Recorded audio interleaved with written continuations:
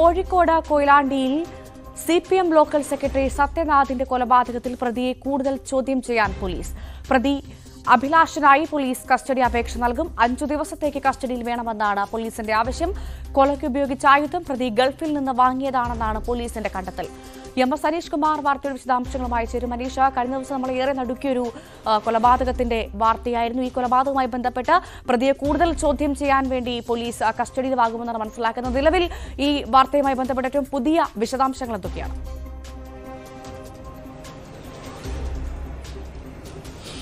ഭവ്യ, നിലവിൽ ഈ പ്രതി ഇന്നലെ പോലീസ് കസ്റ്റഡിയിൽ ഉണ്ടായിരുന്നപ്പോൾ അറസ്റ്റ് രേഖപ്പെടുത്തി റിമാൻഡ് ചെയ്യുന്നതിന് മുമ്പ് നൽകിയ മൊഴി അനുസരിച്ച് തനിക്ക് ഈ സത്യനാഥനോട് വ്യക്തി വൈരാഗ്യമുണ്ടായിരുന്നു.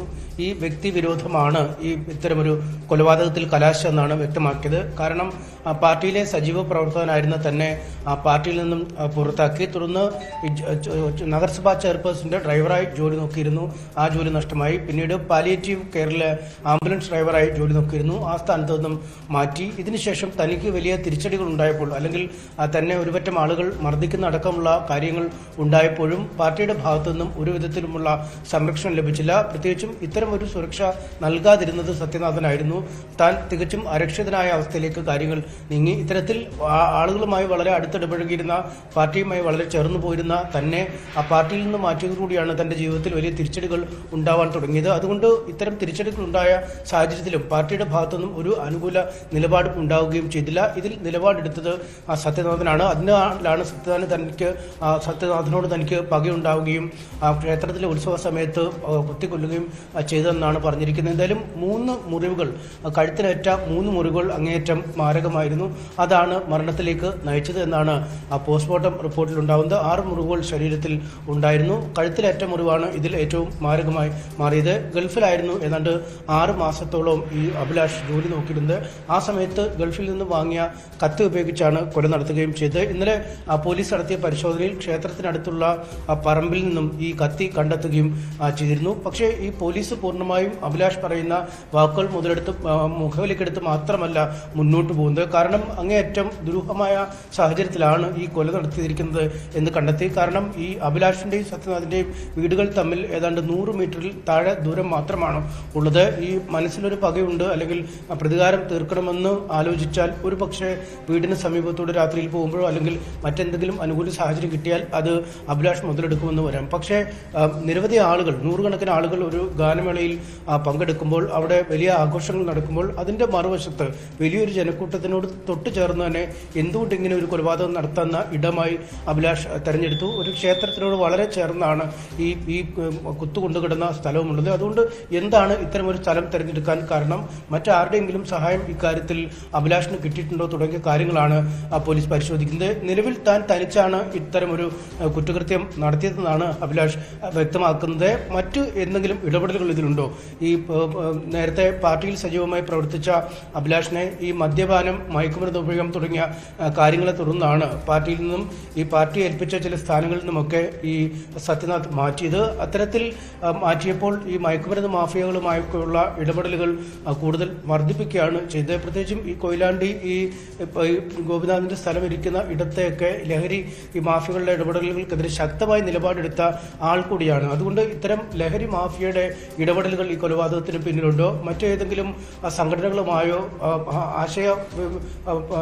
ആശയപ്പൊരുത്തമുള്ള മറ്റെന്തെങ്കിലും രീതിയിലുള്ള ഇടപെടലുകൾ ഇക്കാര്യത്തിൽ അഭിലാഷ് നടത്തിയിട്ടുണ്ടോ എന്ന കാര്യങ്ങളൊക്കെ പരിശോധിച്ച് വരികയാണ്. അഭിലാഷിന്റെ സമൂഹ മാധ്യമ അക്കൗണ്ടുകളും മൊബൈൽ ഫോണുകളും ഒക്കെ പോലീസ് പരിശോധിച്ച് വരികയാണെന്നാണ് നമുക്ക് മനസ്സിലാക്കാൻ കഴിയുന്ന വിവരം. എന്തായാലും നേരത്തെ പാർട്ടിയും ഇക്കാര്യത്തിൽ വ്യക്തിപരമായ പ്രശ്നങ്ങളെ തുടർന്നുള്ള മരണം, അല്ലെങ്കിൽ വ്യക്തിപരമായ കൊലപാതകം എന്ന രീതിയിൽ തന്നെയാണ് CPM ജില്ലാ ഭരണകൂടവും ജില്ലാ ഘടകവും വിലയിരുത്തിയത്. ഇതിനപ്പുറം മറ്റു ഘടകങ്ങൾ ഈ കൊലപാതകത്തിൽ ഉണ്ടോ എന്ന കാര്യമാണ് അന്വേഷിച്ചുകൊണ്ടിരിക്കുന്നത്. എന്തായാലും വൻ ജനാവലിയുടെ സാന്നിധ്യത്തിലാണ് ഇന്നലെ സത്യനാഥന്റെ സംസ്കാരം വൈകുന്നേരത്തോടുകൂടി കഴിഞ്ഞത്. ഈ സംസ്കാര ചടങ്ങുകൾക്കൊക്കെ ശേഷമാണ് പ്രതിയെ കോടതിയിൽ ഹാജരാക്കുകയും റിമാൻഡ് ചെയ്യുകയും ചെയ്തത്. ഇന്ന് കസ്റ്റഡിക്കുള്ള അപേക്ഷ നൽകുകയും ചെയ്തിരിക്കുന്നു. 5 ദിവസമാണ് കസ്റ്റഡിയിൽ ആവശ്യപ്പെട്ടിരിക്കുന്നത്. ഈ കസ്റ്റഡിയിൽ ലഭിക്കുമ്പോൾ കാര്യങ്ങളെക്കുറിച്ചുള്ള ഈ കൂടുതൽ കൊലപാതകവുമായി ബന്ധപ്പെട്ടിരിക്കുന്ന സംശയങ്ങളെക്കുറിച്ച് ചോദിച്ച് മനസ്സിലാക്കാം എന്നാണ് പോലീസ് തീരുമാനിച്ചിരിക്കുന്നത്. മറ്റ് ഘടകങ്ങൾ എന്തെങ്കിലും ഈ കൊലപാതകത്തിന് പിന്നിലുണ്ടോ? അതാണ് അനീഷ, ഈ പാർട്ടിയിൽ നിന്ന് പുറത്താക്കിയതിന് പുറമെ മറ്റെന്തെങ്കിലും ഘടകങ്ങൾ, മറ്റെന്തെങ്കിലും കാരണം ഈ കൊലപാതകത്തിലേക്ക് നയിച്ചിട്ടുണ്ടോ എന്നതിലേക്ക് ഒരു അന്വേഷണം പോലീസിന്റെ ഭാഗത്തുനിന്ന് പോകുന്നുണ്ടോ? അല്ലെങ്കിൽ പോലീസ് പറയുന്നത് ഈ പാർട്ടിയിൽ നിന്ന് പുറത്താക്കിയതിന്റെ വൈരാഗ്യം കൊണ്ട് മാത്രമാണ് ഈ ഒരു കൊലപാതകം നടന്നത് എന്ന് തന്നെയാണോ?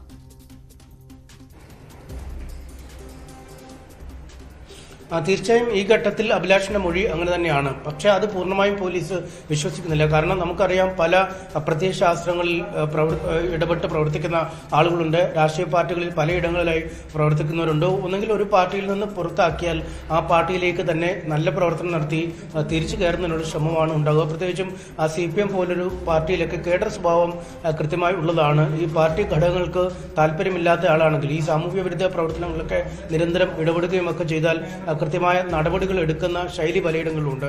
പ്രത്യേകിച്ചും ഈ കൊയിലാണ്ടി സെൻട്രൽ ലോക്കപ്പ് കമ്മിറ്റിക്ക് കീഴിലും അല്ലെങ്കിൽ സത്യനാഥൻ പ്രവർത്തിച്ചിരുന്ന ബ്രാഞ്ച് ഘടകത്തിലുമൊക്കെ വളരെ കൃത്യമായ അച്ചടക്ക സംവിധാനങ്ങളോടുകൂടിയാണ് ഈ പാർട്ടി ഘടകം പോരുന്നതെന്നാണ് നമുക്ക് ഇന്നലെ പ്രാദേശിക തലത്തിൽ അന്വേഷണങ്ങൾ നടത്തിയപ്പോൾ മനസ്സിലായത്. അതുകൊണ്ട് തന്നെ ഈ അഭിലാഷിന്റെ ഈ മദ്യപാനമടക്കമുള്ള കാര്യങ്ങൾ പാർട്ടിക്ക് യോജിക്കാൻ കഴിഞ്ഞിരുന്നില്ല എന്നാണ് പറയുന്നത്. ഇത്തരമൊരു സാഹചര്യത്തിൽ താൻ ഇങ്ങനെയൊരു കൊലപാതകത്തിന് തീരുമാനമെടുത്തു എന്ന് പറയുമ്പോൾ മറ്റൊരിടത്തും കാര്യമായി കേൾവിയുള്ളതല്ല. കാരണം ഒരു പാർട്ടിയിൽ നിന്ന് പുറത്താക്കിയാൽ ആ പാർട്ടിയിൽ നിന്ന് പുറത്താക്കിയ കാരണത്താൽ ആ ഘടകത്തിന്റെ ആളെ അല്ലെങ്കിൽ ആ ഘടകത്തിന്റെ നേതാവിനെ കൊലപ്പെടുത്തുക എന്നത് പതിവായി ഉള്ളതല്ല. ഒന്നെങ്കിൽ അവർ മറ്റു പാർട്ടിയിലേക്ക് പ്രവർത്തനത്തിന് പോകും, അല്ലെങ്കിൽ മറ്റു പ്രസ്ഥാനങ്ങളുമായി യോജിച്ച് പ്രവർത്തിക്കും, അല്ലെങ്കിൽ മികച്ച പ്രവർത്തനം നടത്തി പാർട്ടിയിലേക്ക് തിരിച്ചു കയറുന്നതിനൊരു ശ്രമം നടത്തും. പക്ഷേ ഇതിലൊന്നും പോകാതെ ഈ തനിക്കെതിരെ നടപടിയെടുത്ത ആളെ കൊലപ്പെടുത്തുക എന്ന ലക്ഷ്യത്തിലേക്ക് എന്തുകൊണ്ട് അഭിലാഷ് എത്തിച്ചേർന്നു, അതിന്റെ പിന്നിലുള്ള ചേതോ വികാരം എന്താണ് പോലീസ് പരിശോധിക്കുന്നത്. ആ ഒരു ബിന്ദുവിലേക്ക് എത്തുമ്പോഴാണ് ഈ ലഹരി മാഫിയക്കെതിരെയുള്ള നിലപാടുകൾ ഈ മരണത്തിന് കാരണമായോ അല്ലെങ്കിൽ ഈ അഭിലാഷും സത്യനാഥും തമ്മിലുള്ള വിരോധം മുതലെടുക്കാനായി ഈ മറ്റ് ആളുകൾ എന്തെങ്കിലും തരത്തിലുള്ള ഇടപെടലുകൾ ഇക്കാര്യത്തിൽ നടത്തിയോ എന്തടക്കമുള്ള സംശയങ്ങൾ പോലീസിനുണ്ടായിരിക്കുന്നത്. എന്തായാലും അക്കാര്യങ്ങളടക്കം വളരെ വിശദമായി തന്നെ കേസിൽ പരിശോധിക്കും. ഈ പേരാമ്പ്ര, വടകര DYSPമാരടങ്ങുന്ന അന്വേഷണ സംഘമാണുള്ളത്. റൂറൽ പോലീസ് മേധാവി ഈ അന്വേഷണം വിലയിരുത്തുന്ന സാഹചര്യമുണ്ട്. SHO, ഈ കൊയിലാണ്ടി SHOയ്ക്കാണ്, ഈ CIക്കാണ് ഇതിന്റെ അന്വേഷണ ചുമതലയുള്ളത്. കാരണം അത്ര വളരെ വിശാലമായൊരു സംഘത്തെയും ഇക്കാര്യത്തിൽ അന്വേഷണത്തിനായി നിയോഗിച്ചിട്ടുണ്ട്. എന്തായാലും അവർക്ക് കൂടി ഈ കൊലപാതകത്തിന് പിന്നിലുള്ള കാരണം കൃത്യമായി കണ്ടെത്താനുള്ള ഒരു ഊർജിതമായ പരിശോധന നടത്തുന്നു. കാരണം CPMന്റെ ലോക്കൽ സെക്രട്ടറി എന്നതും ഒപ്പം ജനകീയമായി വലിയ അടിത്തറയുള്ള നേതാവായിരുന്നു. ഈ പാർട്ടി ഭേദമന്യേ, ഈ കക്ഷി രാഷ്ട്രീയ ഭേദമന്യേ ആ ഇടങ്ങളിൽ വലിയ സ്വീകാര്യനായിരുന്ന ഒരു ആൾ കൂടിയായിരുന്നു സത്യനാഥൻ. എന്തായാലും അക്കാര്യങ്ങളൊക്കെ കൂടി പരിഗണിച്ചാവും ഒരു പഴുതടച്ച അന്വേഷണം ഉണ്ടാവുക എന്നാണ് പോലീസ് വ്യക്തമാക്കുന്നത്. അനീഷ്, ഈ കൊലക്ക് ഉപയോഗിച്ച ആയുധം പ്രതി ഗൾഫിൽ നിന്ന് വാങ്ങിയതാണെന്ന് പോലീസ് കണ്ടെത്തിയത്. ഇതൊക്കെ പറയുന്ന, അല്ലെങ്കിൽ ഇതൊക്കെ വിരൽ ചൂണ്ടുന്നത് ഒരു കരുതി കൂട്ടിയുള്ള കൊലപാതകമായിരുന്നു എന്നതിലേക്ക് തന്നെയാണോ? അങ്ങനെ തന്നെയാണോ പോലീസ് നിരീക്ഷിക്കുന്നത്?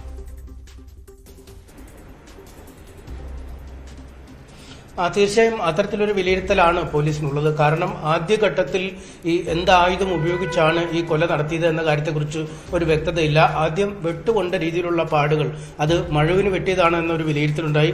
എന്നാൽ പിന്നീട് കുറച്ചുകൂടി പരിശോധനകൾ നടത്തിയപ്പോൾ ഈ സർജിക്കൽ ബ്ലേഡ് പോലുള്ള എന്തെങ്കിലും സാമഗ്രികളാണോ ഈ കൊലപാതകത്തിന് ഉപയോഗിച്ചതെന്നൊരു സംശയമാണ്. കാരണം അത്രയധികം മൂർച്ചയേറിയ ആയുധമാണ്.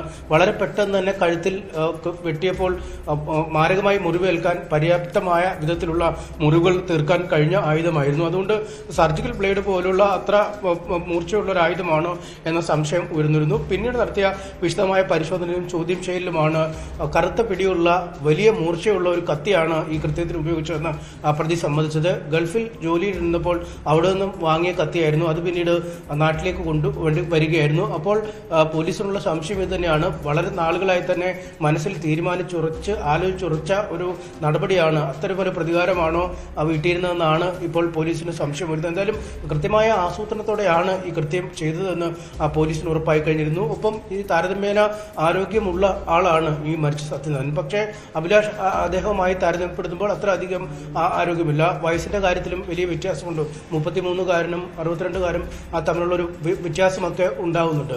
അപ്പോൾ കൃത്യമായ ആസൂത്രണം നടത്തിയെങ്കിൽ ഈ പരിമിതികളെ എല്ലാം മറികടക്കാൻ അഭിലാഷിന് കടന്നുവെന്നാണ് കരുതുന്നത്. കൃത്യമായ ആസൂത്രണത്തിലൂടെ തന്നെയാണ് ഈ കൊലപാതകത്തിലേക്ക് നയിച്ചതെന്ന കാര്യം പോലീസിന് വ്യക്തമായ പശ്ചാത്തലത്തിൽ ഈ ആസൂത്രണത്തിൽ ഈ പ്രതിക്ക് മാത്രമാണോ അല്ലെങ്കിൽ മറ്റാർക്കെങ്കിലും പങ്കുണ്ടോ എന്നതിലേക്കും അന്വേഷണം കടക്കുന്നുണ്ടോ?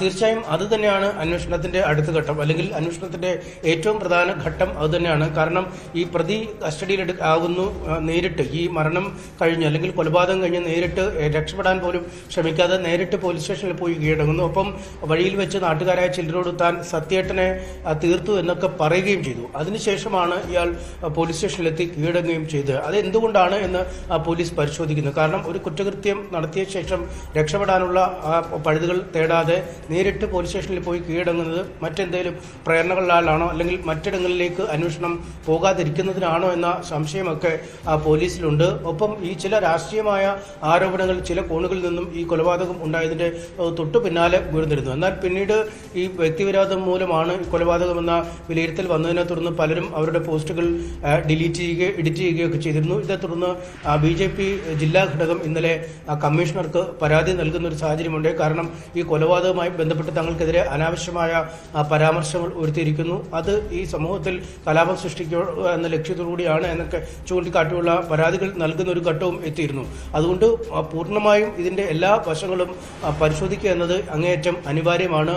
ഈ ആരെങ്കിലും കൊലയിലേക്ക് ഇദ്ദേഹത്തെ തള്ളിവിട്ട ഒരു സാഹചര്യമുണ്ടോ, അല്ലെങ്കിൽ ഏതെങ്കിലും ശക്തികൾ ഈ സത്യനാഥന്റെ മരണം ആഗ്രഹിച്ചിരുന്ന ആളുകളുണ്ടോ, അത്തരം ആളുകൾ ഈ ഇരുവരും തമ്മിലുള്ള ഭിന്നത, ഇരുവരും തമ്മിലുള്ള അഭിപ്രായപരമായ വ്യത്യാസം മുതലെടുത്താണോ എന്ന സംശയമുണ്ട്. അക്കാര്യത്തിലും വളരെ വിശദമായ പരിശോധന തന്നെയാണ് നടത്തിക്കൊണ്ടിരിക്കുന്നത്.